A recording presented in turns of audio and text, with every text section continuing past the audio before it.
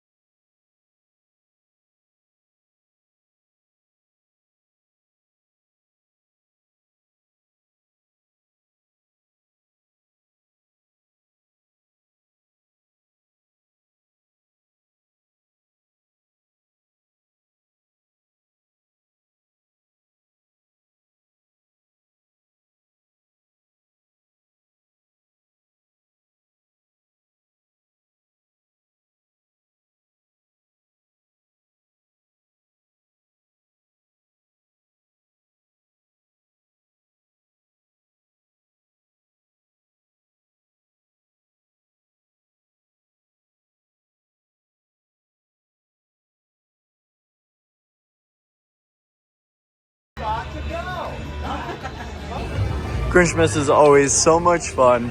Walking down to Fast and Furious now, I'm seeing still more of those banners. They use those same banner like holders for Horror Nights. It's throwing me off. I mean, a year-round Horror Nights would be pretty profitable. I just went to Vegas to check out the construction on Horror Nights Vegas, which will be, I think it's officially called Halloween Horror Nights Unleashed, which is a year-round Halloween Horror Nights event. That'll be so cool to see. I'll obviously be there for opening day. We have some more banners set up in front of Fast and Furious. I wonder if it's like concept art behind this. I highly doubt it. There is some serious work going on here.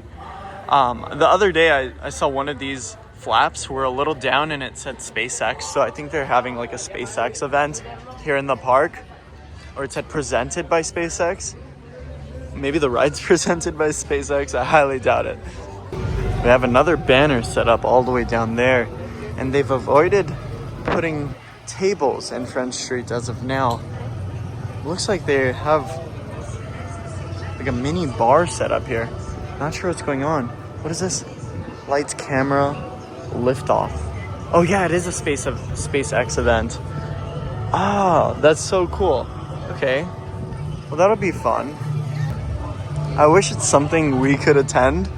It's not, but it's cool that they're having it here in the park. These lights up here are officially known as LECO spotlights, and they're pointing down to this little photo op they have over here. And then Persian Courtyard is closed off once again to the public, again for that SpaceX event they're going to be having. It seems like today. Okay, before we talk about Fast and Furious, I'm seeing something that I've never really seen before. They're doing maybe they're cleaning the top of the roof here, but I've never seen like an actual ambulance with its lift up. So that's something really, really, really cool to see in person.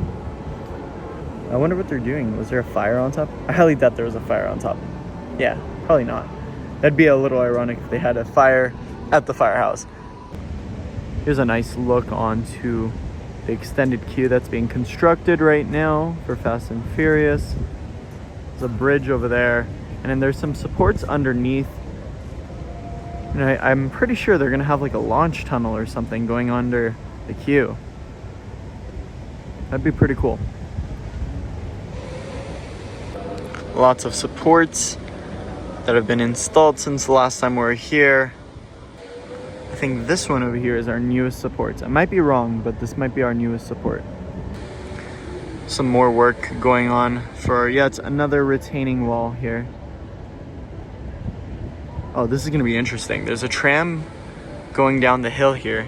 There's not a whole lot of room for the tram to squeeze through between that ambulance, or not the ambulance, but the fire truck. We'll see what's gonna happen here. Okay, this will be a little interesting. Oh, okay, that's not actually it's not a tight squeeze. They have a lot of room. Yeah. Okay, fun. There's a VIP tour right behind it.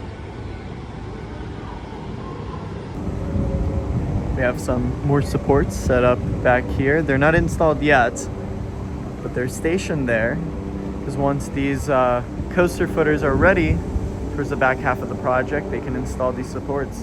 But they're all staged. They're all staged right behind Frankenstein parking. It's looking good. It's looking good. I think next week will be a great week for construction on this roller coaster. And then we're gonna have a lot of rain in the first quarter of the year of 2025. So that's gonna make construction a little bit difficult.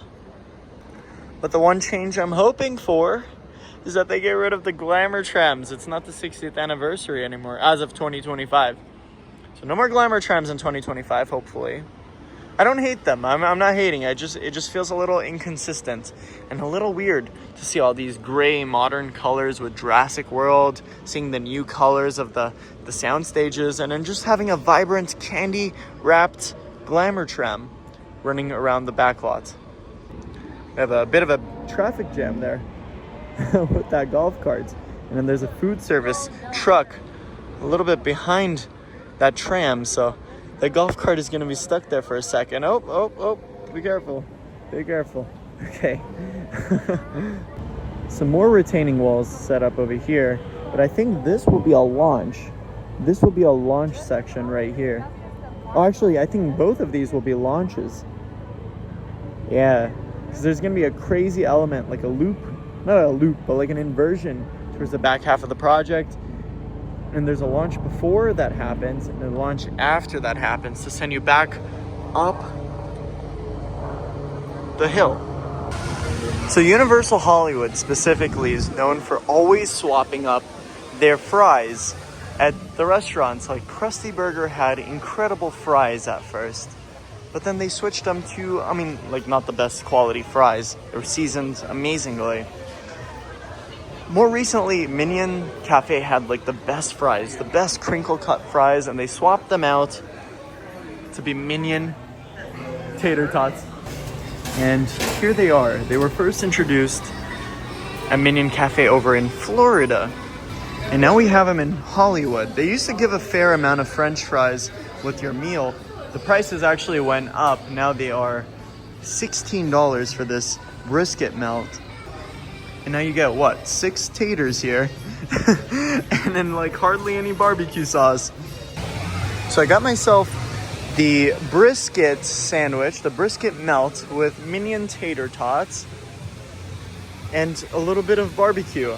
And this is actually, they said it's banana barbecue, banana flavored barbecue. So this is gonna be interesting. It's a nice little Minion face stamped on the crust of this bread. Okay, it's time to try this out. I'm not gonna try the sandwich yet. I know it looks like I've had it. I wanted to do a cheese pull for the vlog, but it didn't work out. There's cheese in there. It just wasn't very like melty, so it didn't have a good cheese pull. But we're gonna try out the Minion tater and see how that is. I mean, in theory, I should have brought some napkins for this, but I want to try the Minion tater tot. It looks actually like so good. It looks really good. Let's try it out. I didn't really like them too much in Florida because they tasted frozen, but let's try it here in Hollywood. Let's see if it's better. We got a nice little wig for it. All right, let's try it out.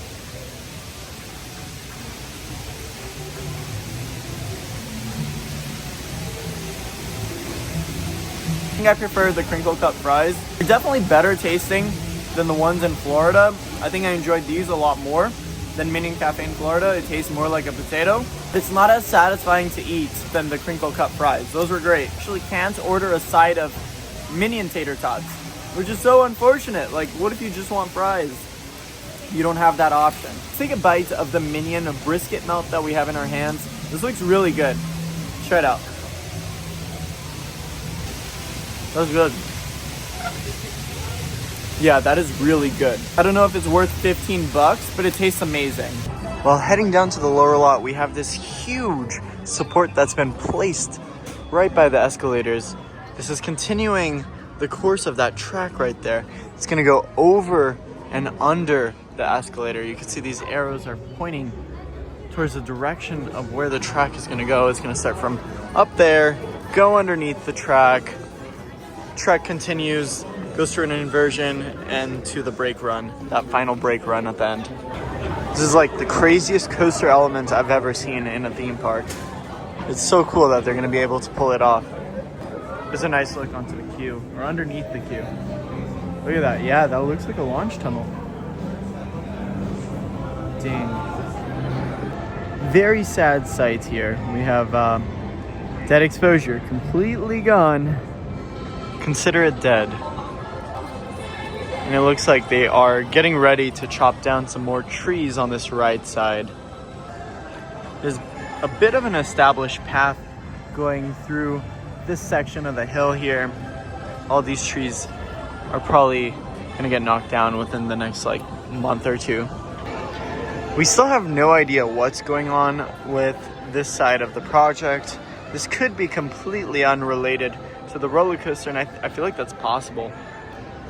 I feel like what's gonna happen is they extend the escalator, have another escalator going down there, and another tram entrance somewhere around this area. It's very, very possible. There's a few problems that arrive with this change. Look at that. The accessibility truck is actually right back there behind Jurassic World, the ride. So it looks like they've already relocated that accessibility vehicle. So this actually might not even be used for accessibility anymore.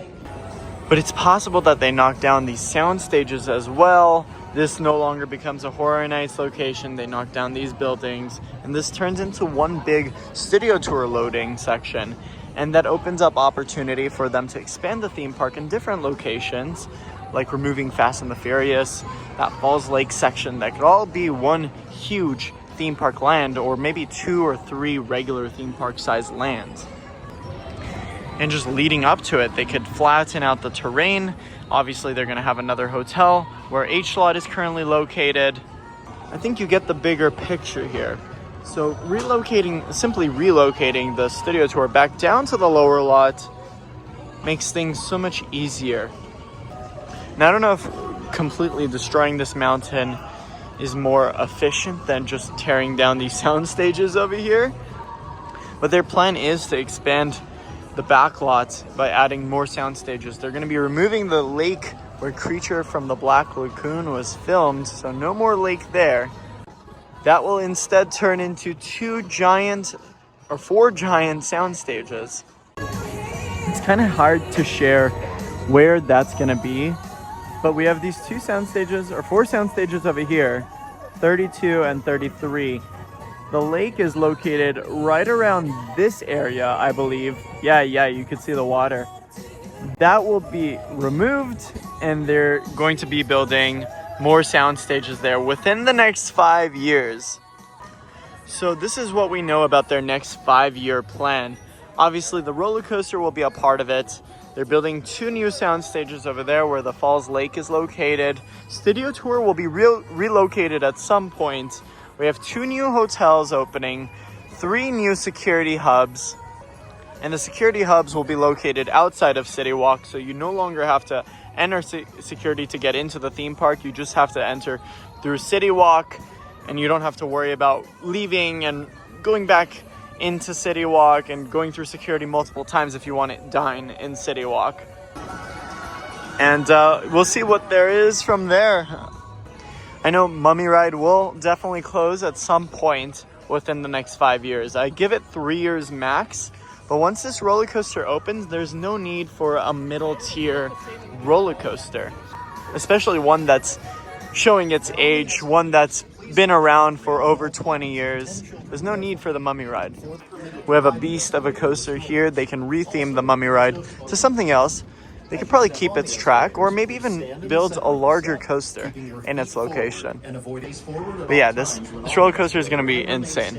But that wraps up our video today here at Universal. This is just an insane park update day, and I can't wait to see what they do next week. I'm JP, and how they say in the movies, that's a wrap.